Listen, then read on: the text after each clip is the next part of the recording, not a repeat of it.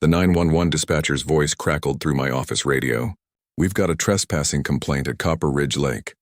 Caller reports a dangerous squatter refusing to leave private HOA property." I glanced at the address on the screen. My lake, on my land. And I wasn't just any local. I was the county's volunteer fire chief. The caller? The HOA president who'd been trying to take my family's ranch for 6 months. She had no idea her emergency call was being handled from the very office where I sat, just 10 feet from the dispatch console. Before I tell you how this went down, drop a comment.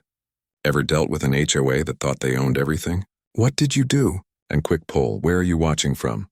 I'm curious how many of you have lakes or ranches where power-hungry neighbors tried to claim what's yours.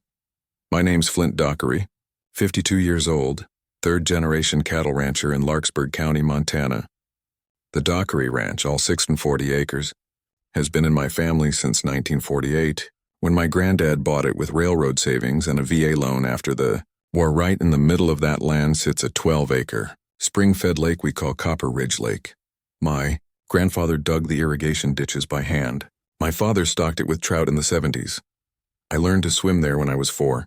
That lake isn't just water, it's legacy. These days I run about 100 head of cattle, fix fences until my hands bleed, and serve as the volunteer fire chief for the county. 18 years doing that job, unpaid. My office shares a dispatch system with the sheriff's department, which becomes important later. My wife Jolene works as the town's school librarian. Our 2 kids move to Billings for work but always come home for Christmas and the 4th of July. My dad, Hank, is 91, a Korean War vet. He lives in the guest cabin and fishes every morning, rain or shine. Mornings on the ranch smell like pine resin and diesel from the tractor. I brew coffee in an old dented percolator on the wood stove, the kind that'll make your spoon stand up straight. It's a good, quiet life. Then the neighbors showed up. 5 years ago, an 80-acre parcel to the east was sold to a developer from Bozeman. He split it into 12 luxury home lots, cookie-cutter houses, $850,000 apiece. Mostly retirees and remote workers fleeing California and Seattle. The HOA formed before the paint even dried. Their rulebook was thicker than a phone book. Those properties bordered my fence line. From their decks they could see my lake, maybe a quarter mile away, but they had zero legal access. The lake sits entirely on my land. Always has. At first, most of the newcomers were just confused. They'd wander up, ask politely if they could fish. I'd smile, show them the survey maps, explain the boundaries. Most got it. Some grumbled, but left. Then Deirdre Veneer moved in. 58, former corporate HR executive from some tech company in San Jose. Newly divorced, moved for peace and nature, as she liked to say. She drove a white Tesla with a vanity plate that read Lake QT1. And no, I'm not kidding. She was the kind of person who weaponizes politeness. Every sentence was wrapped in phrases like, "for the collective good," and community standards. A master of paper trails, the type to CC 8 people on an email about a mailbox, being 2 inches off center. 6 months before that 911 call, Deirdre got herself elected HOA president. 2 weeks into her new role, I got a certified letter so thick it could stop a bullet. It claimed a 19th century county map showed a public easement across my land to the lake. She demanded walking access, a 5-foot trail, seasonal dock rights, and threatened legal action if I didn't comply within 30 days. I hired a surveyor and a title attorney, cost me $3,200. The claim was pure fiction. County records confirmed no such easement ever existed. Not in 1889, not ever. I sent her the findings politely with all the documentation. She didn't apologize, she pivoted. That's when my family's quiet life turned into a war. 2 weeks later, another letter arrived. Shorter, but nastier. She accused me of building my fence on HOA land, claiming I'd been stealing their property for years. I laughed at first until I realized she was serious. She hired her own surveyor, some out-of-state guy with no local reputation, the kind people hire when they want a specific answer, not the truth. One Tuesday morning, I was in the barn fixing a calving pen hinge when I heard voices outside, loud, entitled voices. I stepped out and saw 4 people walking across my property with tripods, cameras, and clipboards, 200 yards past my gate. No permission, no call, just trespassing. Deirdre led the group. Yoga pants, designer vest, the whole look. Behind her were 3 HOA board members and that hired surveyor. I kept calm. "This is private property," I said. "You don't have permission to be here." She gave me that syrupy smile that makes your teeth hurt. "We're on a disputed boundary, Flint. Our surveyor has every right to verify the line." "Your surveyor's trespassing," I told her.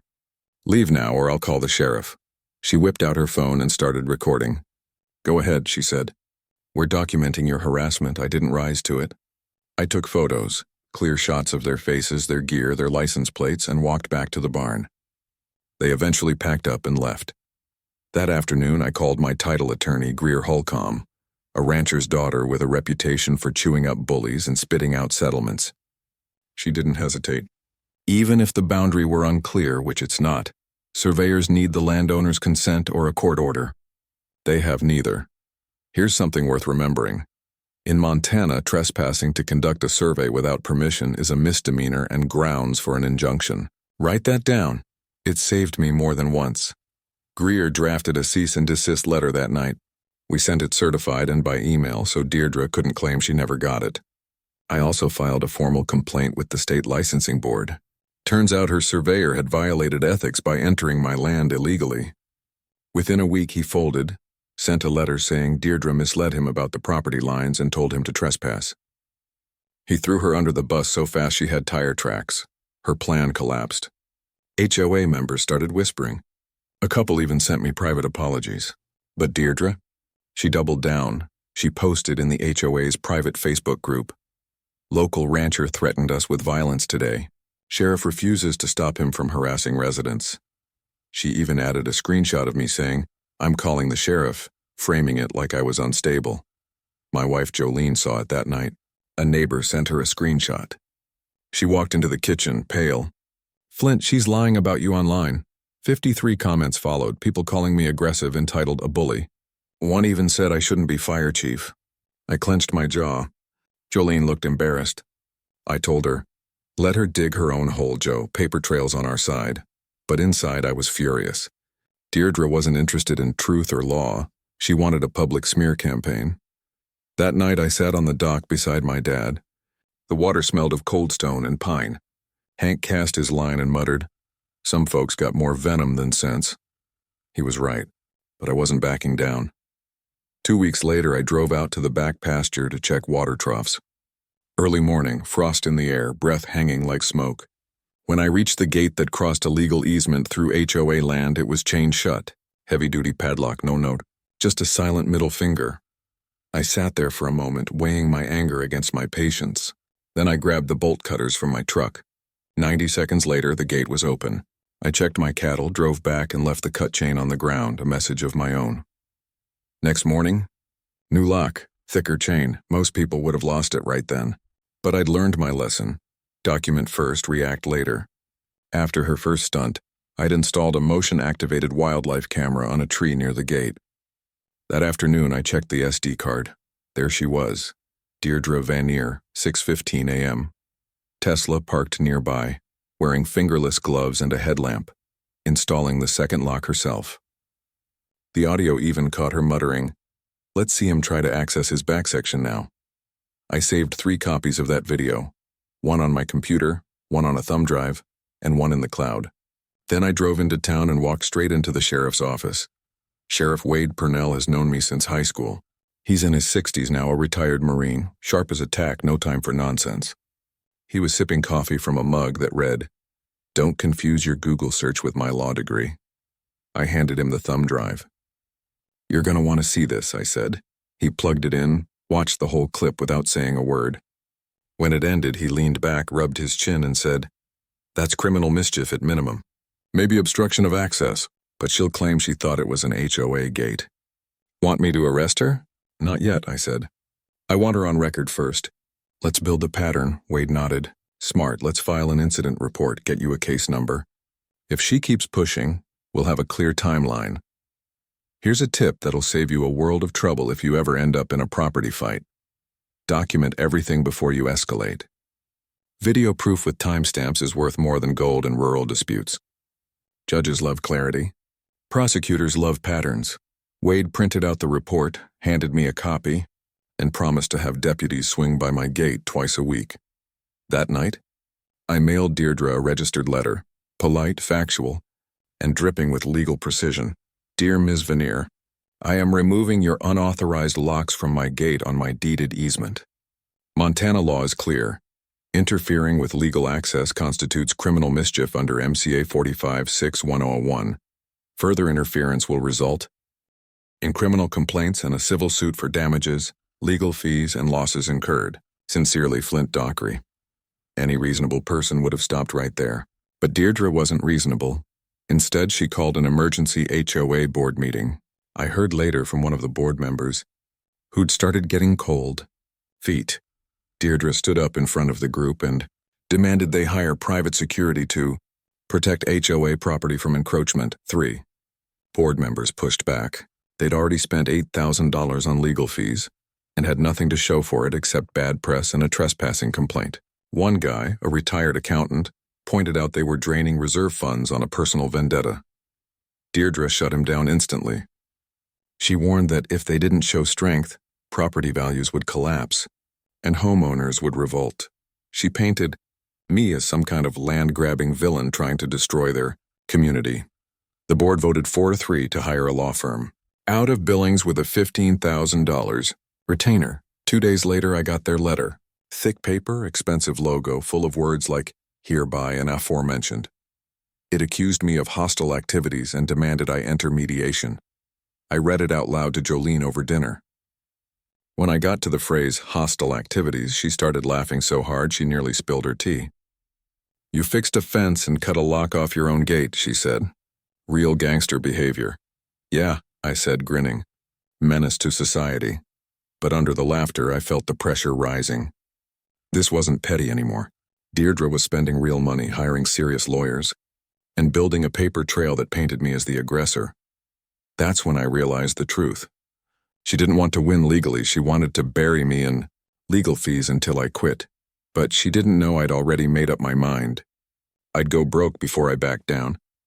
Then the real harassment began. Over the next month, I started getting visits from county agencies I hadn't heard from in years. It started small, then snowballed into a full-blown campaign. First came the health department.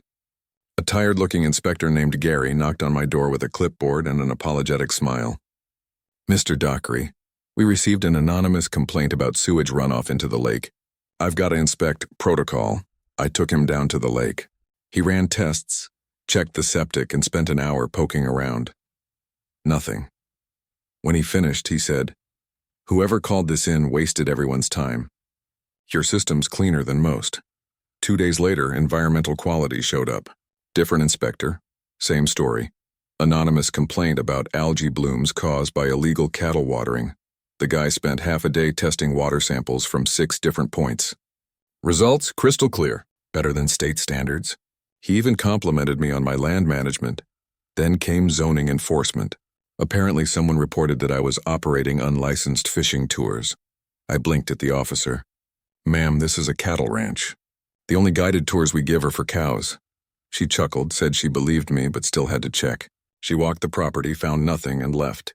3 inspections, 3 agencies, 3 anonymous complaints, all within 48 hours. I'm not paranoid, but I'm not stupid either, so I filed a Freedom of Information Act request with the county to see the original complaints. The names were redacted. But here's the thing, email domains aren't. All 3 came from addresses ending in acopperho.org, so yeah, it wasn't a mystery anymore. Deirdre was weaponizing county bureaucracy, using taxpayer-funded agencies to harass me and drain my time. Each inspection cost me half a day I couldn't spend fixing fences or feeding cattle. I made copies of everything and gave them to Greer, my attorney. We were building a rock-solid case, a documented pattern of harassment. But Deirdre still wasn't done. Early one Saturday morning in September, I was at the fire station catching up on paperwork. The building's small, 3 trucks, a bunk room, and an office that shares a dispatch console with the sheriff's department. I was halfway through some training reports when the radio crackled to life, and my stomach dropped. Larkspur Dispatch. 911 call reporting a trespasser on private HOA property at Copper Ridge Lake. Caller states subject is refusing to identify himself. Possibly armed, I looked at the console. The address on the screen, my lake, my land. The dispatcher, Rhonda, had been on the job 15 years. I watched her pull up the county maps. "Ma'am, can you confirm your location and property ownership?" The voice on the other end made my skin crawl. Deirdre Veneer. "It's HOA common area," she said tightly. "We have jurisdiction. The man's hostile and trespassing. Send a deputy immediately." Rhonda frowned, double-checking the GIS data. "Ma'am, county records show Copper Ridge Lake is private property owned by Flint Dockery." "Are you certain about the location?" There was silence. Then Deirdre's voice came back, shaky but defiant. "There's an ongoing dispute about ownership. The man's squatting on contested land. Just send a deputy." Rhonda glanced across the room at me. I was sitting 10 feet away, hands flat on the desk, calm but locked in. "Chief," she said quietly. "You hearing this?" "I'm hearing it," I replied. My voice was cold. "That's my lake. That's my property. And that's the HOA president filing a false 911 report." Rhonda's expression hardened. False emergency calls aren't a joke. They waste resources, put lives at risk, and clog the system. She keyed her mic. "All units be advised, complainant's location verified as private property. No trespassing in progress. Logging as unfounded."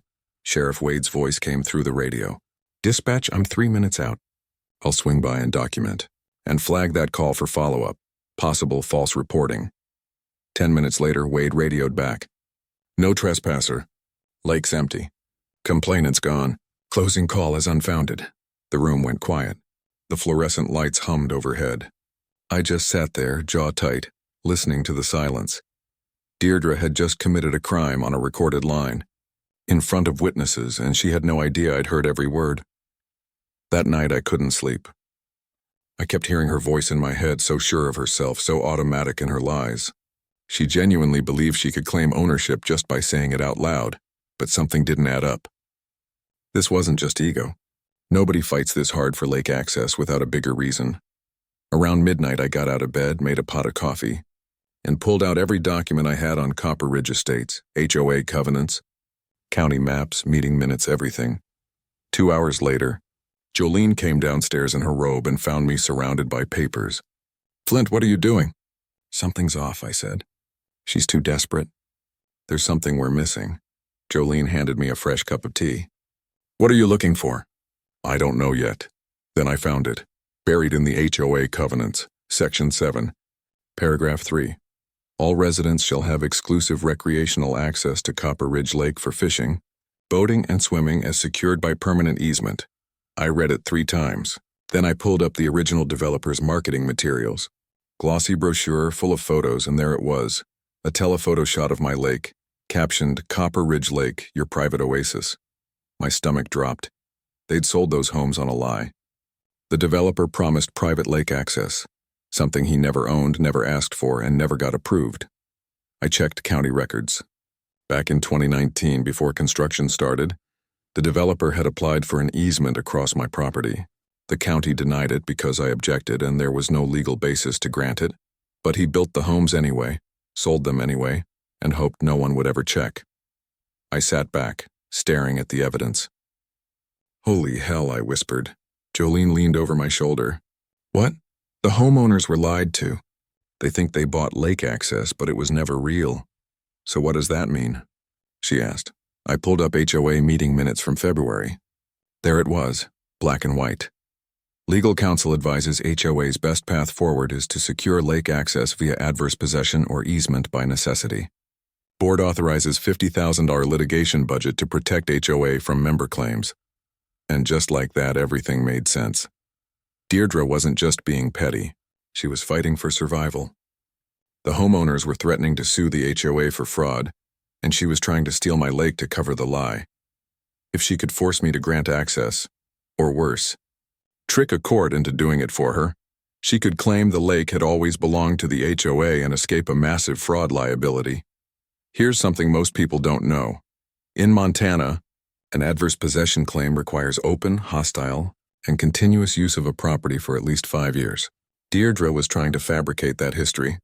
Every trespass, every photo, every complaint, it was all part of her fake narrative to prove the HOA had always used my lake. She's not just being difficult, I told Jolene. She's trying to steal my land to cover up someone else's fraud. Jolene looked over the mountain of papers on the table. So what do we do? I closed my laptop. We stopped playing defense. It's time to go on offense. Outside, a coyote cried into the darkness. The sound felt like a warning, but I wasn't prey anymore. The next morning, I called Sheriff Wade and asked him to meet me at the diner in town. 30 minutes later, we were sitting in a back booth at Magpie's, the kind of place with red vinyl seats, endless coffee, and waitresses who've worked there since the Carter administration. Wade slid into the booth across from me, halfway through a cinnamon roll the size of a dinner plate. You sounded serious on the phone. I pulled out a folder. I need to show you something. For 20 minutes, I walked him through everything, the trespass videos, the locked gate footage, the false 911 call, the timeline of harassment, and most importantly, the HOA documents proving Deirdre's real motive. Wade listened quietly, jotting notes on a napkin. When I finished, he leaned back and exhaled. She stepped in it with that 911 call. That's filing a false report. Misdemeanor, minimum. I can charge her today if you want. Would it stick? I asked. With that recording? Absolutely, but it's small potatoes, Flint. Probation, maybe a fine. She'll pay it and keep coming. I leaned forward. I don't want small potatoes, Wade. I want her discredited so badly she resigns and leaves me alone. Wade grinned, that kind of grin that made him look 20 years younger. Then we don't charge her with one thing. We build a case so airtight that when it hits the public, the whole county sees who she really is. How? Document everything. Present it all at once and let her bury herself in front of witnesses. You've already done the hard work. Now we make it hurt. That afternoon I met with Greer Holcomb at her office in town. Greer's a ranch girl turned attorney, sharp, fearless, and famous for turning property disputes into cautionary tales. Her office smelled like leather and old law books, the kind of place that makes you believe justice still means something. I showed her everything I'd shown Wade.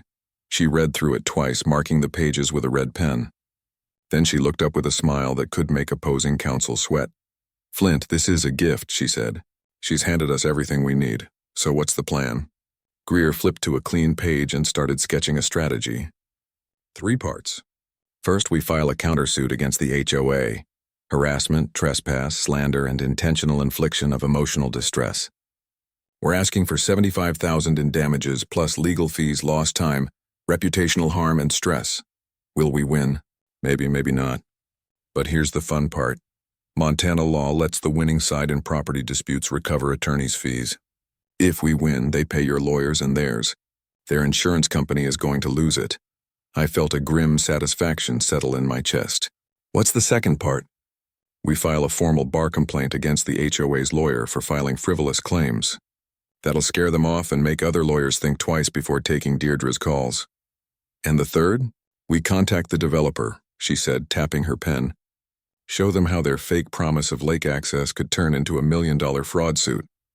Then we suggest, very politely, that they issue a correction letter to all HOA members, admitting lake access was never included in their purchase. I raised an eyebrow. You think they'll just give in? They'll panic. Developers live on reputation. One fraud claim and they're done in Montana. We're not asking for money, just the truth. It's an easy choice. Here's something everyone should remember in a legal fight. Truth is your armor. Every written lie, every false accusation, document it. That's how you win. That evening, I sat with my father on the porch. Hank Dockery, 81, hands knotted from ranch work, eyes sharp as ever. Dad, you've been fishing that lake for 40 years. You ever keep records? He grinned. Son, I've got fishing logs going back to 1984. Every trip, every catch, weather, time, everything. 37 notebooks in the cabin. I felt a rush of relief. That's perfect. That proves exclusive family use. It kills any adverse possession claim dead. Hank set down his coffee. That woman tried to steal our land, lied to the law, and spat on what your granddad built. I may be old, but I'm not useless. Let's bury her. The next day, Greer filed the lawsuit. $75,000 in damages, 40 pages of exhibits, and a demand for a full accounting of every HOA expense tied to their lake crusade. She also sent the developer a courtesy letter. Professional, polite, and absolutely terrifying. Dear Sir, we represent Flint Dockery in a property dispute with Copper Ridge Estates HOA. Discovery has revealed that your marketing materials promised lake access that was never secured. This constitutes potential fraud under Montana Consumer Protection Law. Homeowners may have claims exceeding $1 million. We recommend you issue a clarification immediately. Within 2 hours, the developer's lawyer called. By the end of the day, they agreed to send letters to every HOA homeowner, admitting the lake was never theirs, apologizing for the mix-up, and confirming it belonged solely to the Dockery family. Deirdre's entire foundation had just crumbled, but Greer wasn't finished.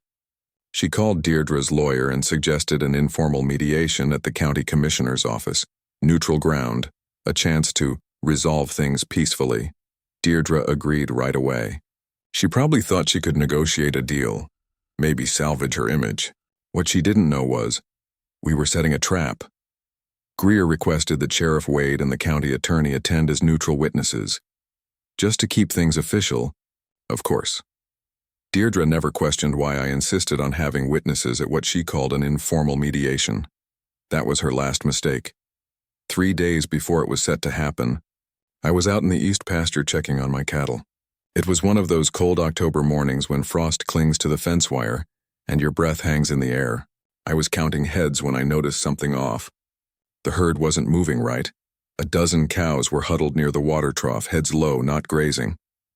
One heifer stumbled as she walked, drool hanging from her mouth. My gut sank. I'd seen sick cattle before, bloat, pneumonia, foot rot, but this was different. This looked like poisoning. I called Doc Reardon, the local large animal vet. He showed up within the hour, examined the worst-looking cows, drew blood, and tested the water in the trough. 20 minutes later, he walked back over, his face grim. "Flint," he said, "your water's contaminated." "Ethylene glycol. What's that?" "Antifreeze." The world tilted. Someone had poisoned my cattle. Not enough to kill them yet, but enough to make them suffer. Another day or two, and I'd have lost several head. Doc pointed toward the trough. This wasn't runoff or an accident. Someone poured it straight into your water supply. That trough was fed by a spring that ran under the county road, right beside HOA property. Anyone could access that culvert from the other side of the fence. I should have installed a camera there months ago. Too late. Or maybe not. I grabbed my last game camera from the truck and hid it in the brush near the culvert, angled to catch anyone coming from the road. Then I waited. 2 nights later, I checked the SD card. The footage was crystal clear. Timestamp, 2:17 a.m. A white Tesla Model X pulled onto the shoulder with its headlights off. The driver's door opened and a figure in dark clothing stepped out, carrying a plastic jug. They crouched by the culvert and poured something into the water. When they turned to leave, the headlamp caught their face for just a second. Deirdre Veneer. I replayed it 3 times to be sure, then backed up the footage to 2 thumb drives and uploaded it to the cloud. The next morning, I drove straight to Sheriff Wade's office. He watched the footage silently, jaw tight. "Poisoning livestock's a felony in Montana," he said finally. "Up to 10 years in prison. $50,000 fine. This isn't harassment anymore, Flint. This is criminal. Can we prove it's her?" He nodded. "Her face, her car, the jug, timestamps, the vet report, it's all there. I'll get a warrant. If we find antifreeze that matches or gloves a funnel, she's done." What most people don't realize is that felony livestock poisoning cases hinge on intent. But when you've got video evidence and matching physical proof, it's airtight. By that afternoon, Wade's deputies executed the search warrant. I wasn't there, but he called later with the results. They found a half-empty jug of antifreeze in her garage, the same brand the vet identified, plus a funnel with residue and stained work gloves stuffed in a trash bag. "She kept the evidence," Wade said. "Most criminals aren't as smart as they think." He paused. "Do you want her arrested now or after mediation?" I thought for a moment. If he arrested her early, she'd lawyer up, claim persecution, maybe even play the victim. But if we waited, if she walked into mediation thinking she still had power, her fall would hit harder. "Wait," I said. "Let her come to mediation. Arrest her in front of everyone." Wade chuckled. "You got a mean streak, Dockery. She poisoned my animals, Wade. Tried to destroy my livelihood. Mean doesn't begin to cover it." But before the warrant could be served, Deirdre made one last desperate move. That night she called an emergency HOA board meeting. I heard about it the next morning from a board member who'd been quietly feeding information to Greer. a retired accountant, who was disgusted by what Deirdre had done. At the meeting, Deirdre proposed an immediate $30,000 settlement for me, claiming it was in everyone's best interest to resolve things quietly. Two members, good folks who'd finally had enough, resigned on the spot. "We're not covering your crimes," one said. "You've gone too far, Deirdre. You've made us all look like monsters." Still, she convinced the remaining three members to authorize the payment, spinning her story about being harassed by local bullies. She was losing support fast, facing felony charges and watching her power crumble, but still believed she could buy her way out. That night, the accountant messaged Greer. "She's panicking. Most of us want her gone, but she's threatening to sue anyone who removes her. Please help us end this." Reading that, a chill settled in my chest. Deirdre wasn't just manipulative anymore. She was dangerous, and desperate people make reckless choices. But we were only 24 hours from mediation. One more day and it would be over, or so I thought. The next morning, Deirdre went nuclear. She contacted a TV station out of Billings, the kind that loves running local corruption stories. She pitched herself as the victim. Wealthy rancher uses connections to bully retirees out of their lake access. A reporter named Trevor showed up at her house that afternoon with a camera crew. I got a call from an older couple down the road, neighbors who'd already apologized for ever siding with her. "Flint, there's a news crew at Deirdre's place. She's doing an interview. Thought you should know." I called Greer. "She's talking to the news. Should I worry?" "Did they contact you for comment?" "Not yet." "Then let her talk," Greer said. "She'll hang herself." 2 hours later, my phone rang. "Mr. Dockery? This is Trevor with Channel 6. I'm working on a story about your dispute with the Copper Ridge HOA. Would you go on camera?" "No," I said. "But I'll give you a written statement with documentation." "Documentation?" "Everything. We met at a coffee shop an hour later." I brought a folder 6 inches thick. Trespass videos, 911 recordings, false complaints, lawsuit filings, the vet's report, even the search warrant return listing the antifreeze found in her garage. Trevor's eyes widened as he flipped through each page. "Mr. Dockery, this isn't the story she told me." "I imagine it's not." He read in silence for nearly 40 minutes, occasionally muttering, "Holy crap." Finally, he looked up. "She told me you were threatening her, that you refused to compromise, that the sheriff was helping you because you're part of the local good old boys network. And what do the documents tell you?" He tapped the folder. "That she's been harassing you for months. Trespassing, filing false reports, and if this evidence holds up, poisoning your cattle." He paused. "Did she really call 911 and report you for trespassing on your own land?" "It's on tape," I said. "Dispatch recording." "I was standing right there when she called." Trevor shook his head. "Mr. Dockery, off the record, why didn't you come forward with this story yourself?" "Because," I said quietly, "I'm not interested in attention. I'm interested in justice. I'm interested in being left alone on my own land," I told Trevor. He nodded slowly. "Can I use this material for my story?" "That's why I gave it to you," I said. 2 days later, just 1 day before the mediation, the story aired on the 6 p.m. news. The segment opened with sweeping drone footage of Copper Ridge Estates, all those pristine luxury homes glinting against the Montana hills. Then came Trevor's voiceover. What began as a simple property dispute has spiraled into allegations of harassment, false police reports, and felony livestock poisoning. Tonight, we investigate an HOA president accused of waging a campaign of intimidation against a local rancher. They cut to a brief 15-second clip from Deirdre's interview, her voice trembling as she claimed she was being bullied. Then came the truth, the 911 call recording, her voice lying to dispatch, the gate-locking video, her face illuminated in a headlamp, the timeline of false complaints, the vet's report on the poisoned cattle. Then Sheriff Wade appeared on camera, calm and professional. We executed a search warrant and recovered evidence consistent with livestock poisoning. Charges are pending. The piece ended with Trevor standing at my front gate. The Dockery family has owned this land since 1948. What began as a disagreement over lake access has escalated into criminal allegations and a $75,000 lawsuit. The HOA president declined further comment after being shown the evidence. The mediation is scheduled for tomorrow. We'll continue following this story. 10 minutes after the segment aired, my phone exploded with calls. Jolene was first. "Flint, are you watching this?" "I'm watching," I said. "The comments are insane." "Everyone's on your side." I pulled up the station's Facebook page, over 1,200 comments in 20 minutes. People were sharing their own HOA nightmares, calling for Deirdre's arrest, and praising Sheriff Wade for standing up to corruption. By midnight, 3 Copper Ridge residents had sent private messages apologizing. One wrote, "We had no idea she was lying to us. We just want to live in peace. Please know most of us don't support what she did." Then came another message from the retired accountant who'd been quietly feeding information to Greer. 6 more board members just resigned. She's the only one left. The HOA's insurance carrier just sent notice they won't cover her legal defense. Poisoning livestock voids coverage for intentional criminal acts. She's completely alone now. That night, an email arrived from Deirdre. No subject line. Just 3 sentences. "I'll resign as HOA president if you drop all charges in the lawsuit, please. I made mistakes, but I don't deserve prison." I read it twice, then showed it to Jolene and Greer on speakerphone. Jolene sighed. "Part of me feels bad for her, Flint. Greer wasn't so forgiving.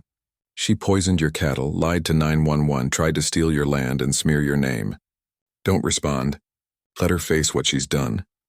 I stared at the email for a long time. Maybe in another life I would have felt pity. But all I could picture was that heifer stumbling by the trough, drooling from antifreeze poisoning, and my father's old fishing logs, 40 years of family history she'd tried to erase. "I'm not responding," I said quietly. That night I barely slept. I dreamed of my grandfather clearing this land by hand, stubborn and determined. He built something meant to last generations. Deirdre had tried to take it all. Tomorrow, in front of witnesses, she was going to learn what that cost.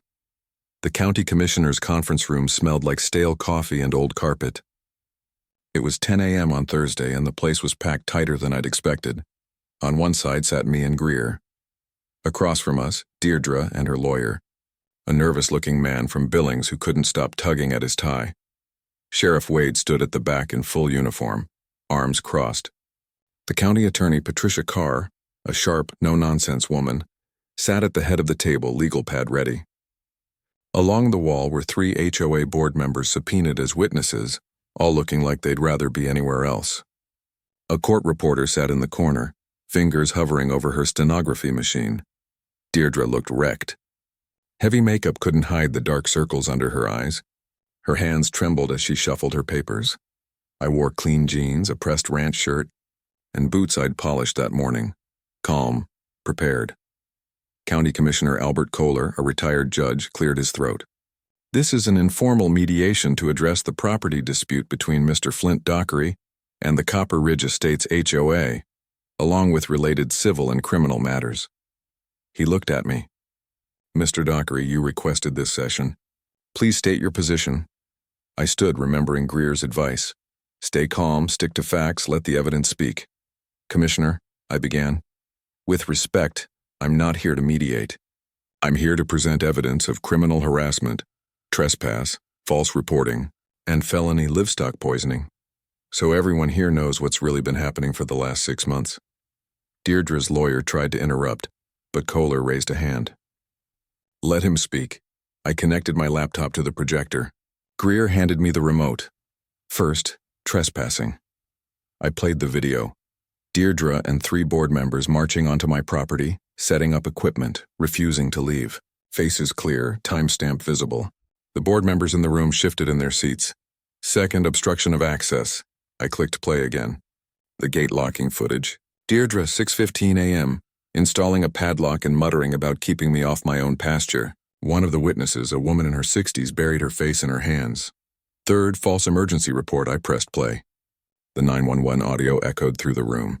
Deirdre's voice, confident and composed, claiming a trespasser might be armed. Then the dispatcher's correction. "Ma'am, county records show that property belongs to Mr. Dockery." The room went still. Deirdre's face drained of color. "I was in the dispatch office when she made that call," I said quietly. "I serve as the volunteer fire chief." I told them how I'd heard Deirdre lie to 911, trying to get me removed from my own land. Patricia Carr, the county attorney, quietly made a note. "Fourth," I said, "coordinated harassment through false complaints, I brought up the timeline. 3 anonymous complaints sent to 3 different agencies within 48 hours. All from Copper Ridge, HOA.org addresses. Every inspection found 0 violations. Fifth, I continued, the real motive. I pulled up the HOA meeting minutes and read the section outlining their so-called adverse possession strategy and a $50,000 litigation fund. Then I showed the developers glossy marketing photos. My lake featured front and center, promising access they never had the rights to. Ms. Vanier wasn't fighting for community recreation, I said evenly. She was fabricating a claim of ownership to protect the HOA from homeowner lawsuits over false advertising. She tried to steal my family's land to cover up someone else's fraud. The room went silent. And finally, I said, felony livestock poisoning. I played the culvert footage, the white Tesla pulling up, a figure with a headlamp pouring liquid from a jug. The camera caught her face for 1 clear second. Then I displayed the vet report. Ethylene glycol, antifreeze, in the water. Several cattle poisoned. Next came the evidence from the search warrant. A half-empty jug, a stained funnel, contaminated gloves. All recovered from Deirdre's garage. She poisoned my animals, I said quietly, to force me off my land. I turned off the projector and looked straight at her. You didn't want fair access. You wanted to claim ownership so HOA members wouldn't sue you for your developer's lies. You were willing to poison livestock, destroy my name, and waste public resources just to protect yourself. The air in the room felt heavy. The only sound was the soft tapping of the court reporter's keys. Patricia Carr spoke first. Mr. Dockery, do you wish to press charges? On the poisoning? Absolutely. On the false 911 call? Yes. I paused, glancing at the 3 board members. As for the trespassing and harassment complaints, that depends. I sat down. Greer rose beside me. The board has a choice, she said. Remove Ms. Vanier immediately, issue a public apology, and reimburse Mr. Dockery's legal fees, currently $18,000. In return, we'll drop the civil suit. The criminal charges, however, will continue. Deirdre's lawyer leaned in, whispering rapidly, but she shook her head, tears spilling down her cheeks. We were promised access. It's not fair, she cried. Sheriff Wade stepped forward. Ms. Vanier, you're under arrest for felony livestock poisoning under Montana. Code 81-1 filing a false emergency. Report under MCA 458113. You have the right to remain silent. 2 deputies entered the room. Wade cuffed her wrists as she sobbed. The click of the handcuffs echoed through the silence. Then they let her out. For a moment, no one moved. Then the 3 board members stepped outside, whispering urgently in the hallway. 90 seconds later, they returned. The older woman with her head in her hands finally spoke. We accept your terms. Ms. Vanier is removed as HOA president, effective immediately. We'll prepare the apology and settlement agreement today. I nodded. Thank you. For what it's worth, I never had a problem with any of you, only with those who chose to lie and break the law. Commissioner Kohler gave a slow nod. This mediation is concluded. The criminal case will proceed through the proper channels. Greer and I packed up and walked into the bright October sun. How do you feel? She asked. Tired, I said, but relieved. Ready to check on my cattle? She smiled. You did good, Flint. You didn't just win, you showed people how to fight back without losing their integrity. I looked back at the courthouse, thinking about Deirdre sitting in a patrol car, her life unraveling. She made her choices, I said.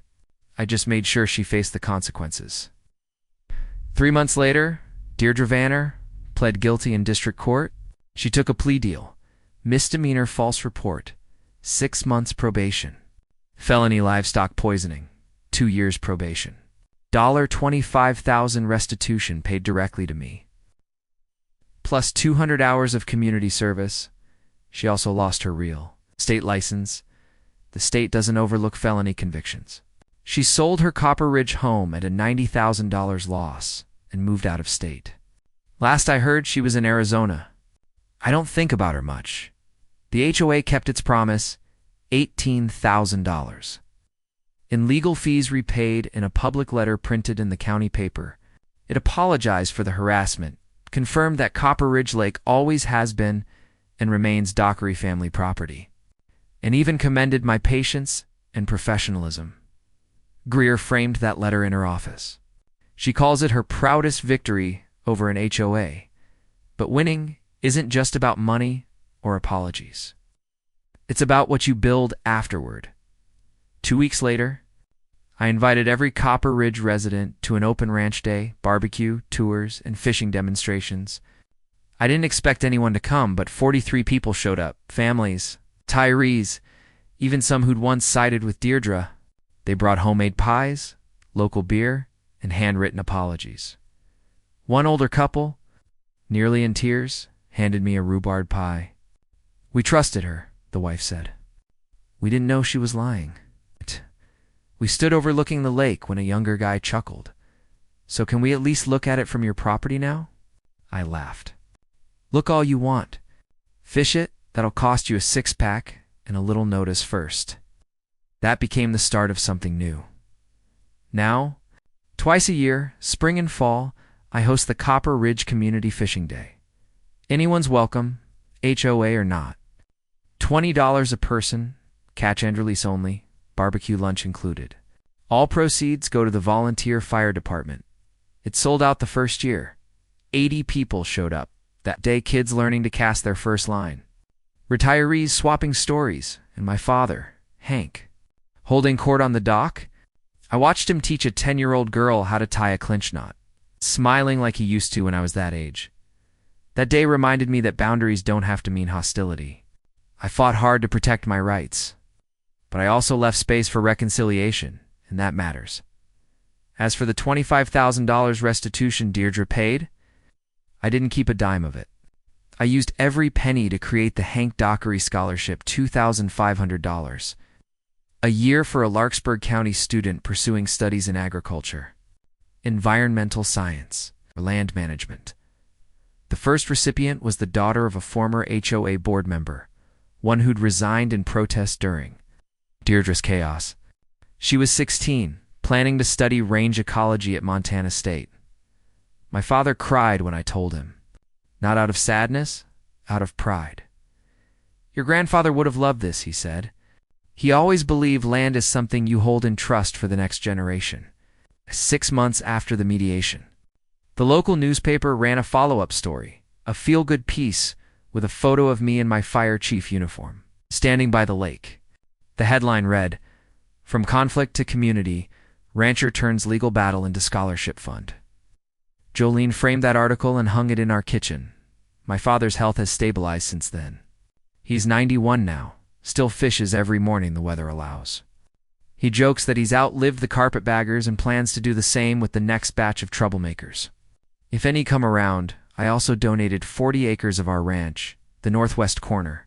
Too steep for cattle but beautiful beyond words, to the County Land Conservancy. Sure, it was a tax write-off, but more importantly, that land will stay wild forever. The Conservancy put up a small wooden sign at the trailhead that reads, "Dockery, Family Conservation, Easement." That sign will outlive all of us, and that's how I handled an HOA. President who tried to steal my family's lake by lying to 911, not realizing the call came straight to my office. Didn't fight her with anger. I fought her with evidence, patience, and truth. I let her dig her own hole, then buried her in documentation.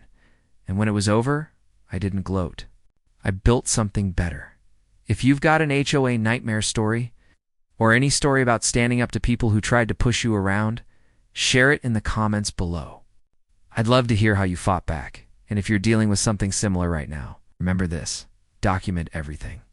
Stay calm and never underestimate the power of the truth.